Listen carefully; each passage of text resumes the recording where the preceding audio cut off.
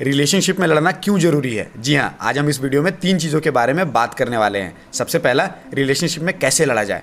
दूसरा, रिलेशनशिप में लड़ने के क्या फ़ायदे हैं। तीसरा, रिलेशनशिप में लड़ते समय किन किन बातों का ध्यान रखना चाहिए। हो सकता है कि आपने अपने पार्टनर के साथ बहुत ही ज़्यादा टाइम स्पेंड किया होगा, साथ में रह भी रहे होंगे, एक दूसरे की छोटी छोटी बातों को जानते होंगे, पर कुछ भी हो, आप दोनों को पता है कि आप एक अलग अलग इंसान हो, आपके जीने के तरीके और लाइफ के एक्सपीरियंसेस भी अलग अलग होंगे। तो हो सकता है कि कोई ऐसा सिचुएशन आ जाए जहाँ पर आप किसी पॉइंट पर एक दूसरे से एग्री ना करें, फिर आर्ग्यूमेंट होने लग जाता है, लड़ाइयाँ होती हैं। बट कभी कभी यही लड़ाइयाँ आप दोनों के बॉन्ड को और भी ज़्यादा स्ट्रॉन्ग बना देती हैं। पर कैसे, ये जानने के लिए वीडियो को एंड तक जरूर देखें और चैनल को सब्सक्राइब करना ना भूलें। तो चलिए स्टार्ट करते हैं। रिलेशनशिप में कैसे लड़ा जाए, how to fight in a relationship. अगर आप किसी के साथ भी अच्छा खासा टाइम स्पेंड करते हो तो ऑब्वियस सा बात है कि आर्ग्यूमेंट्स होंगे, लड़ाइयाँ होंगी। अगर आप ऐसे सिचुएशन को बहुत अच्छे से एक मैच्योर इंसान की तरह हैंडल करते हो तो रिलेशनशिप में लड़ना बिल्कुल ही नॉर्मल और हेल्दी है। अगर आपके रिलेशनशिप में लड़ाई हो रही है क्योंकि आपके पार्टनर ने कुछ ऐसा कर दिया या बोल दिया जो सही नहीं है, तो कुछ भी एक्शन लेने से पहले इन बातों का ध्यान जरूर रखें। सबसे पहला है, चूज योर वर्ड्स केयरफुली।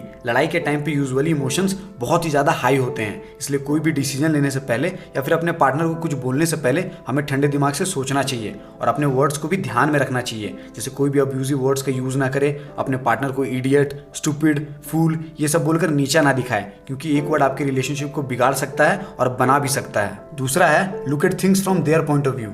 हो सकता है कि आप अपने पार्टनर से बहुत ज़्यादा गुस्सा हैं, आपको हर्ट हुआ है, पर कुछ भी करने या बोलने से पहले आप अपने पार्टनर के पॉइंट ऑफ व्यू से भी देखने का कोशिश करें, क्योंकि हो सकता है जब भी आप सारे एंगल से चीज़ों को देखेंगे तो आपका गुस्सा शांत हो जाए, आपको अपने सारे आंसर मिल जाए। तीसरा है, give each other enough time to speak.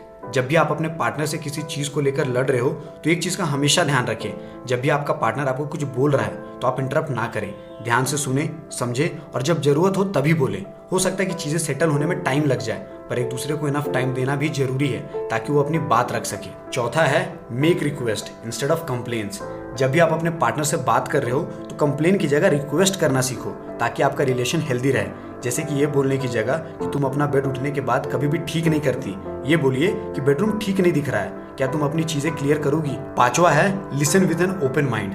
जब भी आपके रिलेशनशिप में कोई नोकझोंक चल रही हो तो अपने आप को सही प्रूव करने की जगह अपने पार्टनर को ओपन माइंड से सुने और समझने की कोशिश करें, क्योंकि अगर आप ऐसा नहीं करते हैं तो हो सकता है इन फ्यूचर आपका पार्टनर आपसे चीजें छुपाने लग जाए, जो कि आपके रिलेशनशिप के लिए ठीक नहीं है। चलिए अब बात करते हैं कि रिलेशनशिप में लड़ने के क्या फायदे हैं। अगर अच्छे से लड़ा जाए तो लड़ाइयाँ आपके रिलेशनशिप को और भी ज्यादा इंप्रूव कर सकती हैं। कैसे, मैं बताता हूँ। अगर आप रिलेशनशिप में लड़ रहे हो तो ये पता चलता है कि you both care about your relationship, क्योंकि प्रॉब्लम्स तो सारे रिलेशनशिप में आते हैं, इसको कोई अवॉइड नहीं कर सकता, पर जो इन प्रॉब्लम्स को पार करता है वही रिलेशनशिप में सक्सेसफुल होता है। लड़ाइयों के टाइम पे आप अपने पार्टनर के बारे में बहुत कुछ जान जाते हैं, जो आपको अपने रिलेशनशिप को स्ट्रांग बनाने में मदद कर सकता है, क्योंकि आप लड़ाई के टाइम पे बहुत सारी चीज़ों से एग्री करते हो, डिसएग्री करते हो, आवाज़ ऊपर नीचे करते हो, बहुत सारी चीज़ें बोलते हो, जिससे आपको बहुत कुछ सीखने को मिलता है कि आपको नेक्स्ट टाइम पे और फ्यूचर में किन किन बातों का ध्यान रखना चाहिए जिससे आपका पार्टनर हर्ट ना हो। मैंने आपको ये तो बता दिया कि लड़ाई का बेनिफिट क्या है, पर लड़ाई के टाइम पे किन किन बातों का ध्यान रखना चाहिए ये भी सुन लो।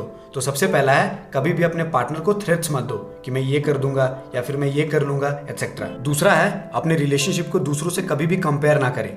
तीसरा है, कभी भी लड़ाई में थर्ड पार्टी या फिर अपने बच्चों को ना लाएं। चौथा है, लड़ाई के बाद कभी भी आप एक दूसरे को इतना ज्यादा टाइम ना दे दे या फिर इग्नोर ना करें कि वो वाइब्स ही खत्म हो जाए जिसके कारण आप रिलेशनशिप में हो। पांचवा है, कभी भी गाली गलौज या फिर फिजिकली या फिर मेंटली अपने पार्टनर को हर्ट ना करें। हो सकता है कि आप ये सोच रहे हो कि मैं तो कभी लड़ाई करूंगा ही नहीं, जिससे मैं प्यार करता हूँ उससे मैं क्यों लड़ूं। पर एक ओपन एनवायरनमेंट बनाने के लिए जहाँ पर आप खुलकर बोल सके, कुछ कर सके विदाउट एनी फियर, तो हो सकता है कि कभी कभी लड़ाइयाँ हों, आप एक दूसरे से एग्री ना करें, आर्ग्यूमेंट्स हो, पर जैसे जैसे आप दोनों एक दूसरे को समझोगे, टाइम दोगे और गिव अप नहीं करोगे तो चीजें सेटल डाउन हो ही जाएंगी। आपको ये वीडियो कैसा लगा कमेंट करके जरूर बताएं, लाइक करना ना भूलें, share with your friends and don't forget to subscribe our channel. Thanks for watching, have a great day.